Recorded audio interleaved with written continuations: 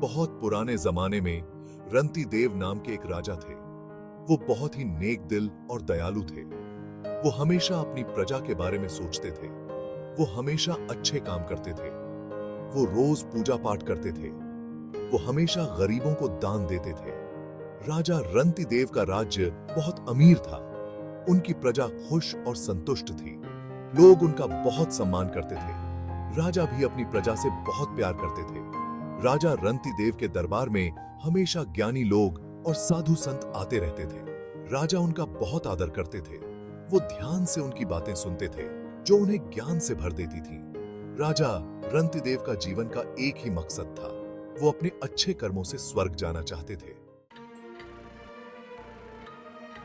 एक दिन राजा रंती देव अपने महल में आराम कर रहे थे। अचानक यमदूत उनके सामने आ गए।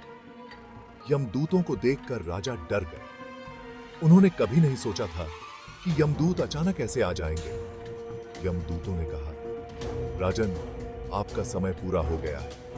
अब आपको हमारे साथ चलना होगा। यह सुनकर राजा रंती देव घबरा गए। उन्होंने कहा, लेकिन अभी तो मेरा समय पूरा नहीं हुआ है। मैं अभी और जीना चाहता हूं। यमदूतों ने कहा, राजन, मौत कब आ जाए ये कोई नहीं जानता। आपको हमारे साथ चलना ही होगा। राजा रंती देव ने यमदूतों से विनती की, मुझे थोड़ा सा समय दे दो, मैं अपने परिवार से मिलकर आता हूं। यमदूतों ने कहा, राजन, आपके पास समय नहीं है। आपको अभी हमारे साथ चलना होगा। राजा रंती देव समझ गए कि अब उनके पास कोई रास्ता नहीं है। राजा रंती देव बहुत दुखी हुए। उन्होंने सोचा, मैंने तो हमेशा धर्म का पालन किया है, फिर मुझे यमदूतों के साथ क्यों जाना पड़ रहा है? मैंने ऐसा कौन सा पाप किया है? राजा रंती देव ने अपने मन में सोचा, कुछ तो गड़बड़ है। मुझे ऋषि मुनियों से सलाह लेनी चाहिए। राजा रंती देव ने अपने मंत्रियों को बुलाया। उन्होंने मंत्रियों को आज्ञा दी, जाओ और ऋषि मुनियों को बुलाकर लाओ। मंत्री तुरंत ऋषि मुनियों को बुलाने चले गए।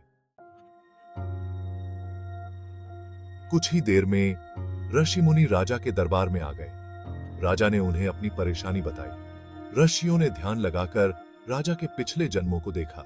एक ऋषि बोले, राजन, आपने अपने एक पिछले जन्म में एक गाय को भूखा मार दिया था।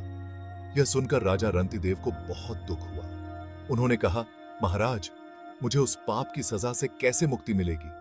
कृपया आप मुझे कोई उपाय बताएं। ऋषियों ने कहा, राजन, आपको चिंता करने की जरूरत नहीं है। आपको विष्णु भगवान का व्रत करना चाहिए। ऋषियों ने राजा रंती देव को विष्णु व्रत करने का तरीका बताया। राजा रंती देव ने ऋषियों की बात ध्यान से सुनी। उन्होंने तुरंत विष्णु भगवान का व्रत शुरू कर दिया। उन्होंने पूरी श्रद्धा से विष्णु भगवान की पूजा की। राजा रंती देव ने कठोर तपस्या की। उन्होंने कई दिनों तक खाना पीना छोड़ दिया। वे दिन रात विष्णु भगवान का ध्यान करते रहे। राजा रंती देव की भक्ति देखकर विष्णु भगवान प्रसन्न हुए। विष्णु भगवान ने राजा रंती देव को दर्शन दिए। विष्णु भगवान ने कहा, राजन, मैं तुम्हारी भक्ति से प्रसन्न हूं। तुम्हारे सभी पाप धुल गए हैं। विष्णु भगवान ने राजा रंती देव को मोक्ष का वरदान दिया। राजा रंती देव बहुत खुश हुए। उन्होंने विष्णु भगवान को धन्यवाद दिया। राजा रंती देव की आत्मा को विष्णु लोक में स्थान मिला। तभी से इस दिन को नरक चौदश का नाम दिया गया और इस दिन विष्णु भगवान का सच्चे मन से व्रत करने पर पापों से मुक्ति मिल जाती है।